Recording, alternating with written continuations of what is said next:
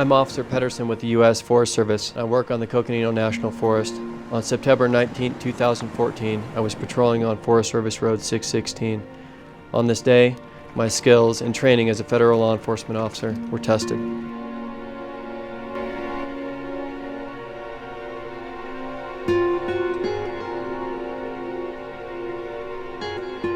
Contact at 4-4. Shots fired. I need EMS to my location.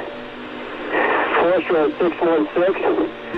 Off of Forest Road 149. I began my day by doing some fuel wood patrol. A light day, needed to head back to the office to do some paperwork, and was coming back out towards the highway, and I observed a car that was fairly odd in an area that's frequently populated with campers on the weekends. Backed way back into the woods. I waffled whether or not I even needed to go make that contact. They were in violation of TMR if there was somebody present at the campsite, but not a big deal. I decided I would go approach the campsite. This, could have been a residential user, somebody that was homeless living on the forest.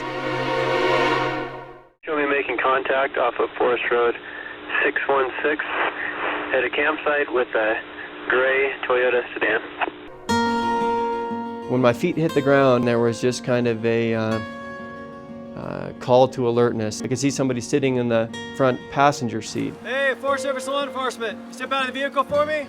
Subject was very responsive, polite, and I tell him that the reason why I'm there is because his vehicle's parked a little bit too far off the road. I asked for his ID, and he's not acting nervous. When I get that driver's license in my hand, I just know from patrolling the area, I'm right on the border of where I can get out on my handheld radio. His name was Courtney Van Ripper, out of Oklahoma. And it was just really long. It wasn't going to be a simple one to get out on the radio. And my dispatch gets very nervous when I have a partial transmission or they can't understand what I'm saying. At that time, I decided I was just going to go ahead and put the driver's license in my pocket.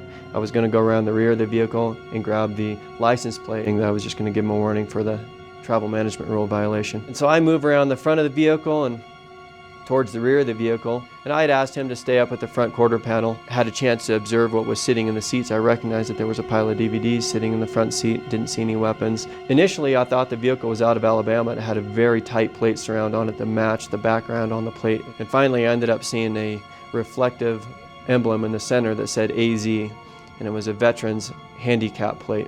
So I read that out to my dispatch. I get a return for that plate, shows 29 negative, expires 6/15 of 2015 on an 05 Chevy pickup. Not the end of the world. It didn't surprise me all that much. It being a specialty plate with handicap as well as veterans. I know that if they don't enter those things in the dispatch system in sequence, in the right sequence, they're going to get a false return. And that happens to me fairly frequently. I had already asked him at this point if he had any weapons with him, and he said no. He had asked me once by this time that if he could get back into the vehicle. And I said, no, just hang tight, we're going to be done here in just a minute. I get that nervous response from people fairly often, especially smokers. They want to have a smoke when I'm talking to them. I just never let them back in the vehicle to do that. It became apparent to me that the noise that was being produced from the DVD player in the center console was creating some interference in our communication. Hey, you mind if you just shut that off for me? It's creating a bunch of noise. He said, oh yeah, no problem. He's still calm and collected at this point. No pre-assault indicators. I was fairly comfortable with him getting into the vehicle, but I did want it to be a short stint of him in the vehicle, shut the DVD player off and be back out. So I was literally, my left foot was in between his feet as he was bending into the seat to turn off the DVD player. Almost as soon as he got in the vehicle, the DVD player fell over on its side and it stopped playing. And I said, okay, that's good, come back out of the vehicle. And when I said that, he said, I'm just gonna grab my lighter. And I said, no, you're not, just come back out of the vehicle. I put my left hand on his shoulder and I'm actively trying to pull him back out of the vehicle. His right hand goes into the center console. When he did that, he pulled it up just slightly, just enough for me to observe a can of OC or bear spray. I'm now pushing his left shoulder back into the vehicle to keep him from turning on me. Drop it, drop it, drop it! I see him raise the OC canister or the bear spray and shoot it up underneath his arm. I knew that I had been hit. Instinctively, I closed my eyes as I'm trying to backpedal and open up space. As I'm backpedaling, and I've tripped almost instantly. I'm not going to be able to maintain my feet. I'm going to fall and hit the ground. He is turned and he's coming towards me, and he's still spraying me with the bear spray. I'm not going to be able to open up enough space to be able to get out of range. With 0 pre-assault indicators, he leveled an attack on my life. Training kicks in at this point. I had my weapon out. I needed to find my front sight. I need to get both hands on my gun, and I need to shoot this subject center mass. As quickly as I hit the ground, I pop back up. Show me your hands! Show me your hands! I can see that that he's having a hard time breathing. Aircraft at 4-4.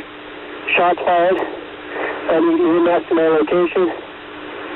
Forest Road 616. Off of Forest Road 149. Aircraft at 4-4. Dock out, code 4. Shots fired. One subject, need EMS. It was very strange. As soon as the threat was gone, I felt no anger towards this person. I just wanted to help him. I recognized that he had been shot once through the neck with an entrance wound in the front, and then an exit wound back on his back shoulder, and that's where I perceived the majority of the blood was coming from. On a neck wound, I just wanted to get some of that quick clot gauze on there and limit the bleeding if possible. We stayed essentially in that state for, I think it was 30 minutes before EMS arrived. Chatham units, be advised, we have a report of shots fired. Where is it? It's in the Blue Ridge area. Informant to be en route. And immediately I knew that had to have been Officer Andy Pedersen. Andy and I were really good friends. All I could think about was getting there as fast as I could, yet also thinking about his wife and his children, and how difficult a situation it must be for them. Do they know this is happening right now, and do they know he's okay? Good afternoon, in-service, en route to Forest Service 44's location. When we arrived on scene, I could see Andy standing with his hands up, waving us down frantically. Had a real look of relief on his face that we were there. When I got there, I was just relieved that he was, there, that he was okay. I just gave him a big hug when I got there. We were able to find a firearm under the front seat of that vehicle, loaded. I have no doubt that the gentleman was trying to get to the weapon and could only get to the pepper spray from where he was at, and intended to incapacitate Andy and then use the firearm on him. On the drive home, I was fairly quiet, and I'd been thinking about my career choice and what that meant to my family. And I really love my job, but I also recognize it's a very dangerous job. And I felt somewhat guilty about making that career choice for the people that were in my life. When I walked up to my wife at my house, she was there, and she had a couple of tears, but she was just really relieved to see me. And I told her that I was sorry that I put her through this. And this is another one of the moments that sticks out to me in this whole thing. She said to me, "I'm glad that you're alive, and I know that you did the right thing. And you have a hard job, and it's a dangerous job, and this is where God has us right now. And you don't want to be anywhere other than where God has us." That vehicle was stolen. The registration, the tags on the vehicle were fictitious.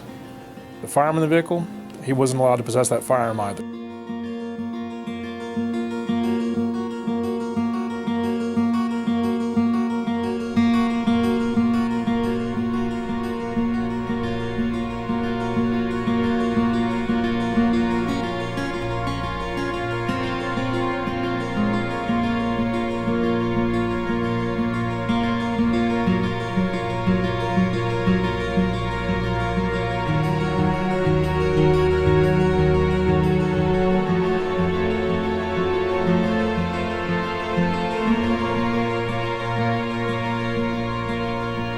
That's what we do out there, is we look for these places that people are going to hide, try to get away from society, and we're trying to protect those who are out there to enjoy and recreate out there and get away from society for reasonable reasons.